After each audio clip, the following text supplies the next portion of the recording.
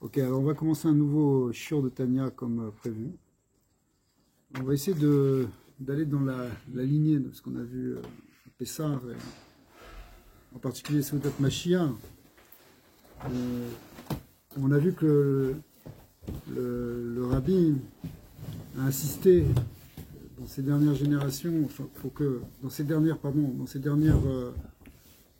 discours, ces dernières sirotes sur le fait que on s'investisse beaucoup dans la notion de Mashiach. On a vu que le char de l'Ot d'or, la porte par laquelle passent nos tfilotes et redescendent nos brachot dans cette génération, c'est Mashiach. Autrement dit, tout ce qu'on fait, ce que le rabbi a demandé, c'est que tout ce qu'on fasse soit en connexion avec la Géoula. Pas simplement bon voilà, par exemple, on va commencer un nouveau shiur de Tanya, et ce shiur de Tanya, on peut se demander comment on peut l'intégrer dans la notion de Géoula.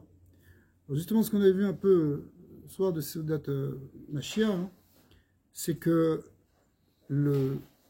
un des points fondamentaux de la notion de Mashiach, c'est la conscience du Yichud Hashem, c'est la connaissance du Yichud Hashem, y compris même la Torah qui se révèle au moment de Mashiach, puisque c'est une révélation de la Torah qui vient avec Mashiach. C'est une Torah qui permet de vivre le Yichud. Alors vivre le Yichud, on ne sait pas encore très bien ce que ça veut dire, parce que qu'est-ce que ça veut dire vivre l'unité? On est dans un monde de multiplicité, de dualité et d'opposition, mais en même temps, justement, la pnimiut à Torah, la profondeur de la Torah, elle nous amène à cette conscience de plus en plus de l'unité. Alors, le Tanya, qui est un des Sfarim les plus importants de la Chassidut, puisque c'est là-bas que sont transmises à la fois les grands enseignements, on pourrait dire, théoriques du Baal Shem Tov, mais aussi la avoda pratique. Il faut faire passer des textes. C'est quelque chose qui nous amène au cœur, justement, de cette approche du Yichud. En particulier, la deuxième partie du Tanya. Alors, le Tanya, il a 5 parties. C'est un livre qui a 5 parties. Le premier, on l'appelle Tanya à proprement parler, on l'appelle Sefer Shel Benonim. C'est la première partie, c'est 53 prakim qui parlent essentiellement sur la Avodat Hashem, comment servir Hashem, comment gérer le Yetzirah Tov et le Yetzirah Hara, comment arriver à dominer le Yetzirah Hara, comment arriver à le transformer. La deuxième partie, c'est une partie plus théorique. La première partie, c'est Avoda. La deuxième partie, c'est plus théorique, c'est-à-dire c'est les conceptions métaphysiques sur quoi s'appuie justement toute la Chassidut. Pendant un moment, le Baal HaTanya a hésité à écrire à mettre la deuxième partie en premier. Parce que ça s'entend de faire d'abord la théorie avant la pratique. Et finalement, il a choisi de mettre d'abord le côté pratique, le côté avoda. Il l'a mis d'abord pour montrer l'importance de la avoda, parce que c'est avant tout, on est là, hein, dans quelque chose de concret, de la maasé ou haïka. Donc en principe, on peut comprendre aussi que on commence par la première partie du Tanya qui concerne la avoda, concerne le côté, presque le côté technique du travail intérieur, de comment on arrive à évoluer, comment on arrive à changer. Toutefois, souvent, le rabbi, on le voit dans plusieurs Igérot, dans plusieurs lettres, a conseillé de commencer par la deuxième partie du Tanya. Au Chabad. De commencer par la deuxième partie du Tanya, même si ça change l'ordre, puisque au lieu de faire la première partie au début, on commence par la suite. Il a donné cet etza pour plusieurs personnes.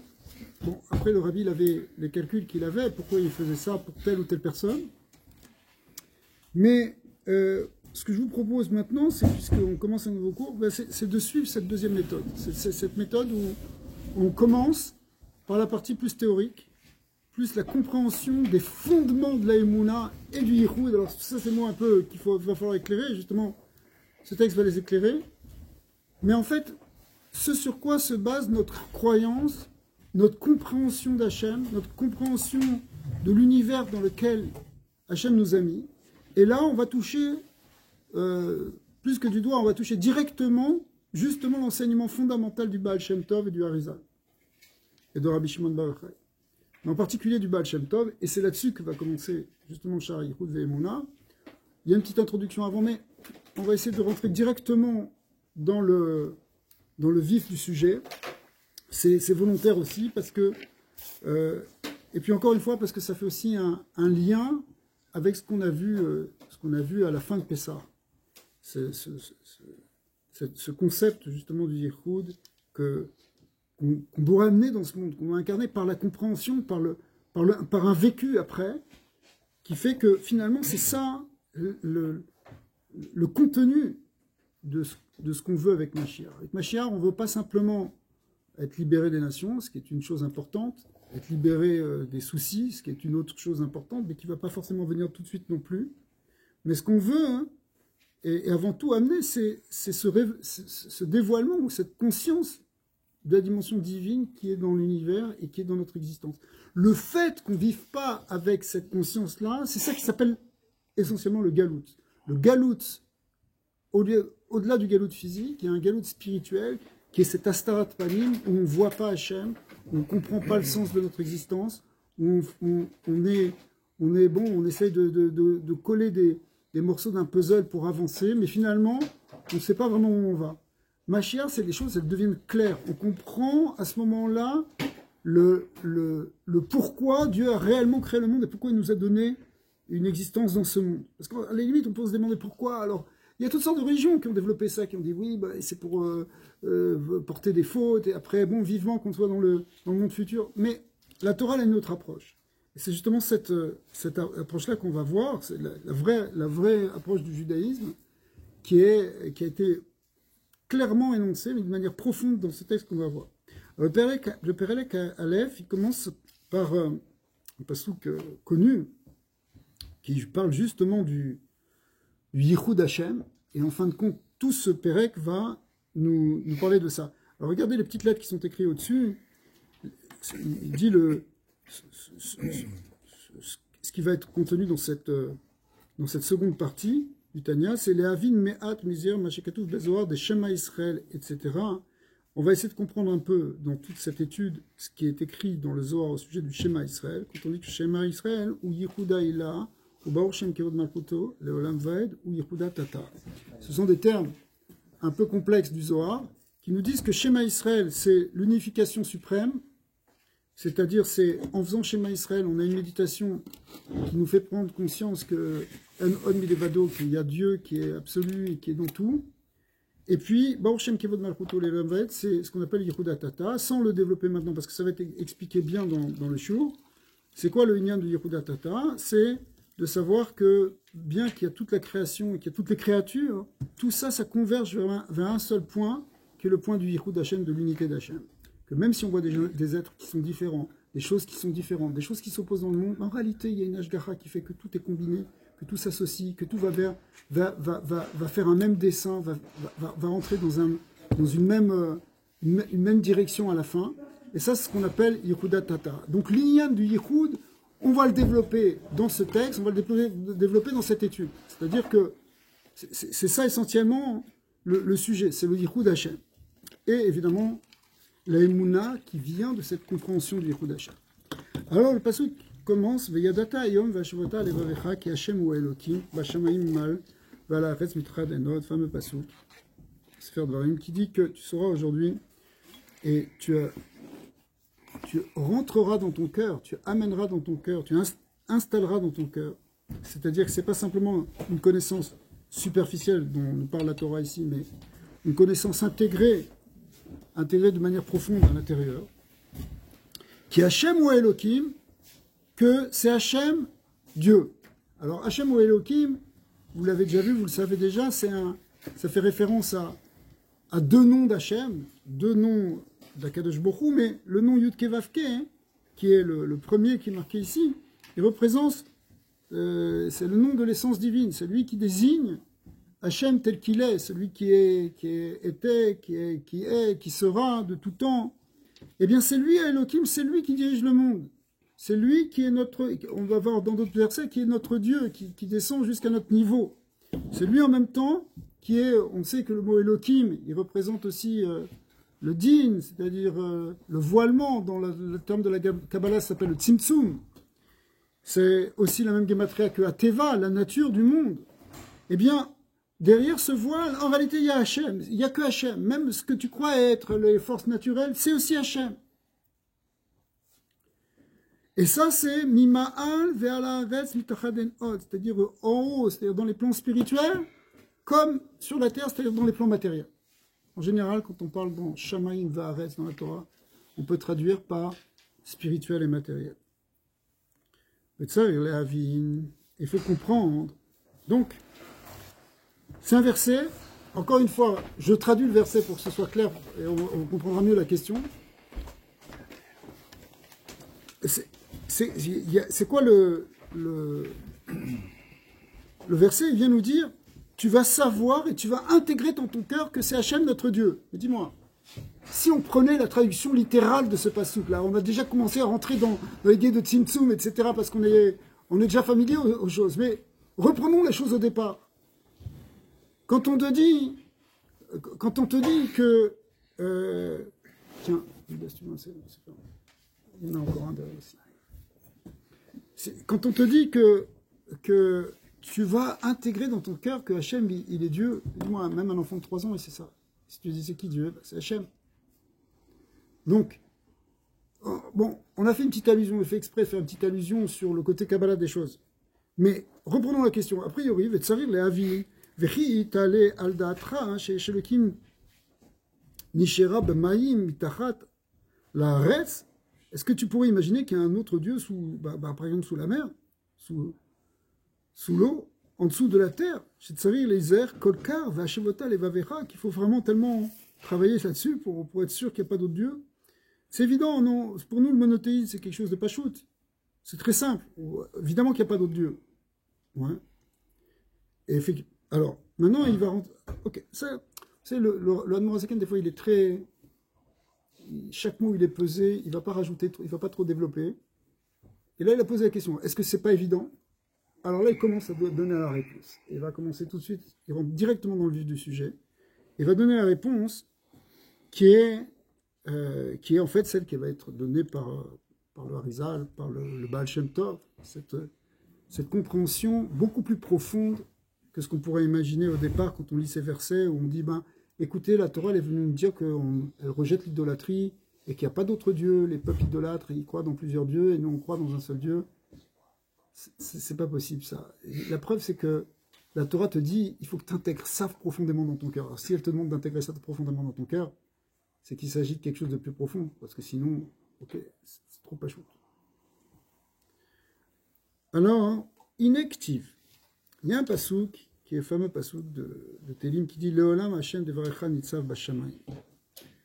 C'est ce pasouk que dans certaines communautés, on lit à Kippour, au Rosh Hashanah.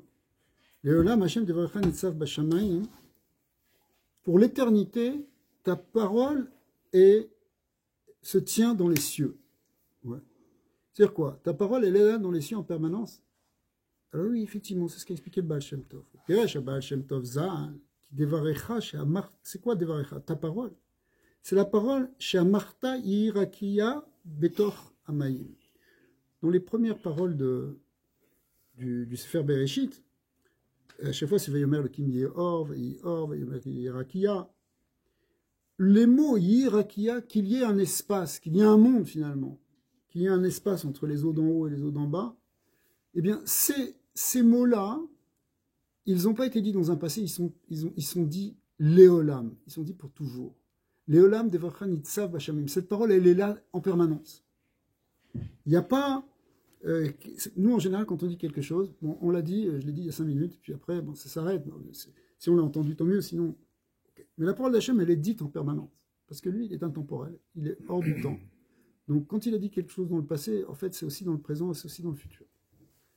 Donc, ce qu'explique le Baal Shem Tov, c'est que cette parole-là, eh bien, c'est elle qui fait exister le monde en permanence. C'est-à-dire, à chaque instant, c'est cette parole-là qui donne l'existence au monde. Et il explique d'après la Kabbalah que, etc., Tevot ve'otiyot elu en nitzavot ve'omdot leolam betor rakiyat hashamayim. En fait, ce sont les mots, les lettres de cette parole divine qui sont là et qui se tiennent justement dans le Shamaim, qui font maintenir le ciel à chaque instant. Ou Melou Bashot Betor Kol Arekim. En fait, ces paroles, ces lettres, permettent à Hachem de se tenir, enfin, elles se tiennent en tout cas dans tous les cieux. Et ça, c'est le Olam, c'est-à-dire en permanence. Et la Chayotam, pour les faire vivre, c'est-à-dire que la vitalité divine de tout ce qui existe dans l'univers, en réalité, c'est cette parole divine.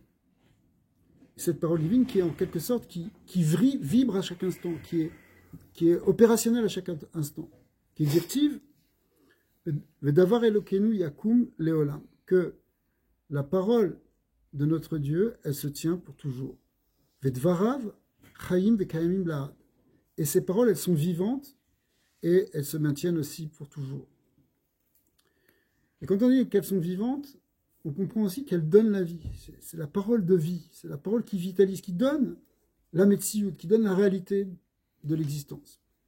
Kilou ayuatiyot mistalkot kerega chas v'shalom, kerega chas v'shalom, parce que si ces otiyot disparaissaient ne serait-ce qu'un instant, v'chozrot limkoran, elles repartaient dans leur source, c'est-à-dire que hop, on les voyait plus, on les entendait plus.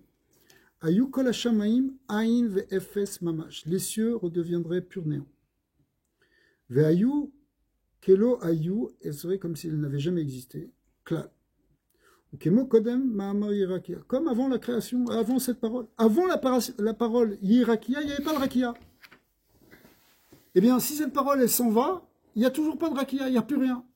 C'est même pas que ça se désintègre, il n'y a plus de Metsiout, il n'y a plus d'existence. L'existence n'est maintenue. Et l'existence existe, on pourrait dire, que par cette parole divine. Etc. Mamash. Vechem bechol aberouyim. Pardon. Et ça, c'est pas simplement vrai sur tous les cieux, mais c'est vrai pour toutes les créatures. Chez bechol haolamot elyonim vatartonim. Et ça, c'est vrai pour tous les mondes, que ce soit dans le monde supérieur, dans les mondes inférieurs. Même cette table qui est devant nous, cette matière de bois, de plastique qui est devant nous, en réalité, ne peut exister que parce qu'il y a cette parole divine qui vibre à ce niveau-là. On va voir comment elle peut vibrer aussi à ce niveau-là. Mais tout ce qui existe dans tous les univers ne peut tenir que par cette parole divine. Si vous voulez, peut-être pour le rendre un peu plus moderne, aujourd'hui, on sait bien, même par exemple, dans la matière, qu'il y a une énergie, une certaine vibration. On pourrait rentrer dans la notion subatomique des choses, où il y a une énergie qui fait... qui est au cœur de cette matière. Alors là, on ne parle pas d'une énergie, on parle d'une parole divine, ce qui est aussi une manière de parler, évidemment. D'accord ?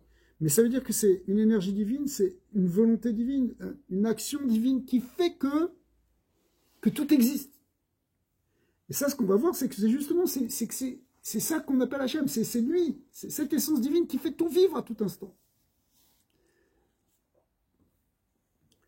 C'est-à-dire même le côté physique, parce que tu pourrais dire, bon, bah d'accord, ok, dans les sphères supérieures, je comprends, ok, la parole de Dieu, elle peut être entendue chez les anges, etc. Mais dans le côté physique, quel rapport? Eh bien non, c'est cette parole physique, c'est cette parole divine aussi qui permet de faire vivre et d'exister le niveau physique à Agashmi. Berkina, Domem Mamash, même le côté minéral. Hein? Parce que c'est une parole. Pas le terme parole. Alors, on va voir un peu plus loin que la parole est liée avec ce qu'on appelle la malchoute. Malchoute, c'est-à-dire, on traduit par la royauté, mais en fait, ça veut dire l'autorité qui fait que, symboliquement, quand on parle de parole, un roi, il ordonne par sa parole. Et donc, quand on dit un dibour, c'est en même temps, c'est une manière de présenter les choses, mais qui explique que c'est vraiment la volonté d'Hachem qui s'exprime au travers de ce qui existe. C'est-à-dire que ce n'est pas simplement un espèce de truc qui est venu du chaos et puis qui s'est organisé, là, comme on entend dans certaines théories modernes. Non, quand tu dis que c'est une parole, ça veut dire qu'il y a une pensée. C'est-à-dire qu'il y a une volonté. Et que cette volonté, elle s'est exprimée. Une parole, ça s'exprime dans l'extérieur et ça dirige. parce que par la parole, tu diriges. Donc en fait, ça va exprimer pas simplement le fait que Akadosh Baruch Hu donne la chayut, la vitalité, mais aussi qu'il dirige le monde. Et ça va faire partie aussi du yichud et de l'aïmouna, absolument. Pourquoi ces mots-là, Rabbi? Ouais, quel mot? Pourquoi on a choisi de passer toute cette vitalité du monde par rapport à ces mots-là? On aurait pu choisir Bereshit bara Elohim, on aurait pu choisir 36 versets de la Torah pour pouvoir... Oui, alors, effectivement, c'est-à-dire que là, si tu veux, le Baal HaTanya est en train d'expliquer le pirouche du Baal Shem Tov sur ce passage qui dit Léolam, Hachem Devarecha Nitzav Bashamayim. Donc, la parole se tient dans les cieux. Mais déjà, il a montré que ce n'est pas simplement dans les cieux, c'est aussi même dans la terre, d'en bas, etc. Or, le côté physique, y compris jusque dans le côté minéral, ce qu'il vient de dire maintenant, ça s'exprime aussi par les autres paroles de la création. Il y a 10 paroles, Be'asara Mamarot Nivra Olam. La première, c'est Bereshit, c'est un Mamar Satoum, on n'entend pas Vayomer dans le mot Bereshit, mais malgré tout, c'est aussi la claloute de toute la création qui est dedans. Mais les autres paroles aussi, ce qu'on dit sur les autres paroles, toutes les autres paroles, elles sont Tetseharet, déchets, etc. Toutes cette parole qui dit, par exemple, quand Hachem dit qu'il y ait le végétal qui pousse, eh bien, c'est à partir de cette parole-là qu'existent tous les végétaux.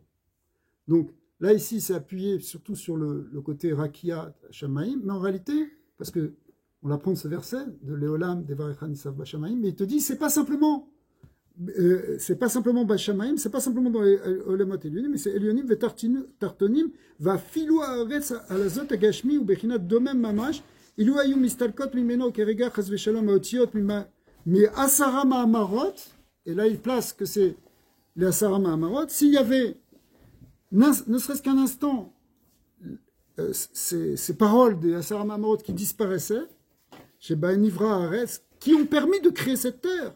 C'est-à-dire, cette parole qui permet l'existence de cette terre, si elles disparaissent, à ce moment-là, évidemment, tout va retourner au néant. Donc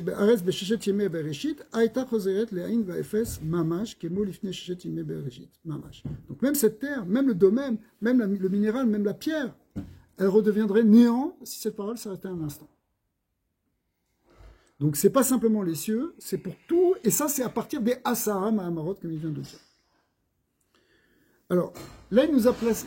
Ça, c'est, si vous voulez, c'est un enseignement fondamental qui a été transmis par le Baal Shem Tov.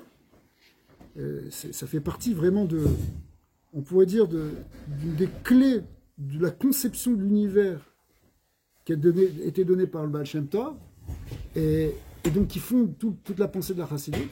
Mais ce que va montrer maintenant le Admor HaZaken, c'est que c'est pas le Baal Shem Tov qui a inventé ça. C'était déjà avant dans le Harizal, et c'était même avant, même dans le Sefer Yetzira qui est attribué à Avraham Avinu. C'est quelque chose qui vient, qui est le fondement même de la conception de la pensée, enfin de la conception profonde qui est véhiculée par la Torah. C'est ce qu'il a déduit à Avraham Avinu. C'est comme ça qu'il a... Alors, on va voir là, exactement. On va voir sur quoi on va ramener l'idée du Sefer Yetzira. Mais d'abord, on faisait chez Katav Harizal, pardon. Chez Gam, Bedomem Mamash, qui est mot Avanim Vafar Umaïm. Donc là, Harizal, il dit clairement que, effectivement, dans le côté minéral, qu'il s'agisse de pierre, de terre, d'eau, Yesh Bechinat Nefesh Vechayut Ruchani, il y a aussi une vitalité, il y a une âme animale, une âme végétale, une âme minérale. Même la pierre est animée par une certaine énergie qui lui donne une vitalité. Et si cette énergie disparaissait, il n'y aurait plus de pierre, il n'y aurait plus de montagne. Et évidemment, ce n'est pas la même fréquence, c'est pas la même nature, enfin, c'est pas la même fréquence de vitalité, si on disait des termes un peu modernes, qui fait vibrer une montagne, qui fait vibrer un végétal, fait vibrer une cellule animale. C'est pas la même fréquence d'énergie, on pourrait le voir comme ça. Mais le Harizal nous a dit qu'il n'y a rien qui peut exister sans ça. On ne va pas dire, bon, la vie c'est l'animal, éventuellement il y a une vie végétale, mais le minéral, c'est complètement inerte, c'est quelque chose de mort, il n'y a pas de vie. Non, il y a une vie, il y a un nefesh. Nefesh, c'est qu'il y a une vitalité. Et cette vitalité, d'où elle vient? Elle vient de cette parole divine. En fait, ce Nefesh Arouchani, qui est y compris dans le minéral, puisque c'est de ça qu'on parle, eh bien, il vient de ces lettres de la parole de Dieu, qui étaient dans les Asara Mahamarot, à Mechayot, qui font vivre, ou Mehavot, et qui font exister, et Adomem, le minéral. Donc le minéral lui-même, il trouve sa vitalité, trouve son existence dans cette âme divine, dans cette âme qui est en fait l'expression de cette parole divine. Et c'est ça qui fait que l'iyot yesh me'ayin ve'efes midifne sheshet yema bereshit. C'est ça qui lui donne existence de ce qu'on appelle le yesh me'ayin. Yesh me'ayin, qu'on traduit toujours en bon latin par ex nihilo, et ça veut dire qu'il vient de rien d'autre que la volonté de Dieu. Donc c'est Hachem qui fait exister toute chose par cette parole, et si ça disparaît, eh bien rien n'existe. Alors maintenant, on peut rentrer dans les détails, parce qu'on te dit, ok, dans la Sarah Mamarot, dans les 10 paroles de la création, il y a marqué, c'est les lettres qui font vivre toute la création. Mais attends, est-ce qu'il y a marqué le mot pierre, Even? Non. Alors comment on apprend le mot Even? Alors, vous allez voir pourquoi il cherche un mot ici. Parce qu'il va nous dire que dans le mot qui est dit en Lachon HaKodesh, il y a justement la fréquence qui fait vivre, il y a l'énergie qui fait vivre la chose qui porte ce nom. D'accord? C'est-à-dire que quand on regarde une pierre, en réalité l'énergie qui fait vivre cette pierre, qui lui donne cette existence, on a dit c'est des lettres divines, mais en fait, c'est les lettres des mots Even. Sauf que le mot Even, il n'apparaît pas dans la Sarah Mamarot. Alors comment ça marche? C'est là qu'on fait appel à des notions profondes qui sont marquées dans le Sefer Yetzira. Afal piken nimshach chayut le'even al yedei tzirufim vechilei otziot amit galgelot berala she'arim panim ve'achor comme shekatuv beSefer Yetzira. Est-ce que je peux te demander dans le truc, dans la bima, dessous il y a des classeurs. Si tu peux m'amener un classeur, je vais vous montrer. Alors, il y a un concept qui est écrit dans le Sefer Yetzira. On va d'abord expliquer, après on va voir comment ça va revenir dans le texte. Un des trois. Alors, il y a... Voilà, parfait. Il y a... le Sefer Yetzira explique que, effectivement, les lettres sont comme des pierres. Comme des... Vous savez, quand on construit un édifice, on prend des briques, et on les associe les unes avec les autres. Et en fait, le monde vient, c'est tellement merveilleux cette manière de présenter les choses. Le monde vient de cette parole divine, mais cette parole divine, elle se développe. C'est vrai qu'elle a été dite sous forme de Asara Mahamarot, mais en réalité, ces Asara Mahamarot, ça a donné plein de lettres. Et ces lettres, après, elles peuvent se recombiner, se combiner, et d'une manière quasi infinie. Et en se combinant, en fait, elles peuvent former tous les mots. Et tous les mots vont être la source, l'énergie de chaque chose qui existe. C'est-à-dire, c'est comme si, on pourrait dire aussi, c'est comme si dans chaque chose qui existe, il y a un code divin qui est son nom, qui est composé de lettres. Et c'est lui qui donne l'énergie, c'est ce code divin, c'est cette force divine qui est contenue dans ces lettres, qui donne l'énergie à cette chose-là. Alors, comment ça se développe? Ça se développe par des systèmes de combinaison. On appelle ici des tsiroufim et des chiloufim au tiot. C'est ce qu'il a fait Adam quand il a nommé les animaux. Alors, entre autres, ouais. Sa plaque, non? Oui, c'est vrai aussi. Il avait une question, c'est ça qu'on avait dit. Alors, c'est quoi l'idée ici? C'est que il y a 22 lettres dans l'alphabet. On va expliquer ce que c'est le tsiroufim des lettres. Quand il y a 22 lettres dans l'alphabet, si on combine 22 lettres ensemble, par groupe de 2 lettres, alors il suffit de dire qu'il y a des cracks en maths ici, des gens qui sont forts, pour dire combien ça fait de combinaisons si on combine 22 lettres par groupe de 2 lettres. D'accord? Parce qu'au départ, on les combine par groupe de 2 lettres. Alors, quand on les combine, en fait, ça fait ce qu'il nous dit ici, il nous dit un chiffre qui est marqué dans le Sefer Yetzira qui nous dit Rala Sheharim, 231 combinaisons. Les Sheharim ici, ça veut dire des portes, mais en fait, ça veut dire des combinaisons. Pourquoi? Parce que, en réalité, quand on combine 22 lettres les unes avec les autres, c'est pas 22 lettres les unes avec les autres, c'est 21 fois 22, parce que chaque lettre doit être combinée avec une autre, qui est différente. Par exemple, le Aleph avec le Bet, ensuite le Aleph avec le Gimel, ensuite le Aleph avec le Dalet, après même chose, le Bet avec le Gimel, le Bet avec le Dalet. Et donc, si on fait 21 fois 22, en réalité, ça fait 462 combinaisons. Sauf que ces 462 combinaisons, elles auront deux possibilités. Soit les lettres sont dans le bon ordre, par exemple Aleph Bet, c'est ce qu'on appelle ici panim, ce qui dit va lâcher une panim, soit elles seront dans l'ordre inverse. C'est-à-dire au lieu que ce soit le Aleph qui est en premier, c'est la lettre qui vient après, normalement qui vient après, qui va être en premier. Bet Aleph. Par exemple, dans le mot Bo el Paro, c'est une combinaison qu'on appelle Achor, parce que ça va dans le sens contraire de l'alphabet. Par contre, dans le mot Av, qui veut dire père, c'est une combinaison qu'on appelle Panim. Alors, dans les combinaisons de deux lettres entre elles, il y en a 231 qui sont dans le bon sens et 231 qui sont dans le sens inverse. Alors, par exemple, ici, vous avez des types de combinaisons, je ne sais pas si vous voyez là-haut, on montre en fait des lettres qui sont... C'est des manières de combiner le Aleph avec le Bet, le Aleph avec le Gimel. Et ça crée en fait des grilles de combinaisons. En réalité, il y a beaucoup de chitotes chez les Mikoubalim et tout ça. C'est quelque chose qui est assez complexe, la notion des tiroufim et des gourous. Mais cependant, c'est quelque chose... Voilà, je vais vous faire passer si vous voulez. Vous pouvez regarder. Et c'est quelque chose qui représente en fait... On ne va pas trop rentrer là-dedans, c'est vraiment de la science de la Kabbalah ici. Mais... c'est quelque chose qui représente les possibilités de combiner les éléments entre eux. Or, à partir de ces grilles de combinaisons... Pourquoi des combinaisons de deux? Alors, au départ, c'est des combinaisons de 2, dit le Sefer Yetzirah. Après, à partir de 2, tu combines avec 3. Et après, avec 3, tu combines avec 4. Ça augmente de manière factorielle, ça augmente de manière extraordinaire. Et c'est pour ça que, tiens, en fait, ici, dans tous ces systèmes de combinaisons qui peuvent aller jusqu'à l'infini, au fond, il y a l'ensemble des possibilités d'existence dans l'univers qui sont contenues dans des combinaisons de lettres. Parce que tu peux combiner et recombiner et recombiner. Comme tu as 22 lettres que tu peux combiner, ça fait des nombres énormes de possibilités. Or, justement, la création, elle a un nombre quasi infini de possibilités, de créatures différentes. Regardez sur Terre, les différentes...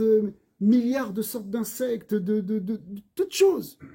En réalité, même chaque grain de neige, il est différent l'un de l'autre. Pourquoi? Parce que si on entrait dans la combinaison exacte de l'une, peut-être ce serait une combinaison immense, un code très grand, mais qui serait son code et sa vitalité qui est propre à lui.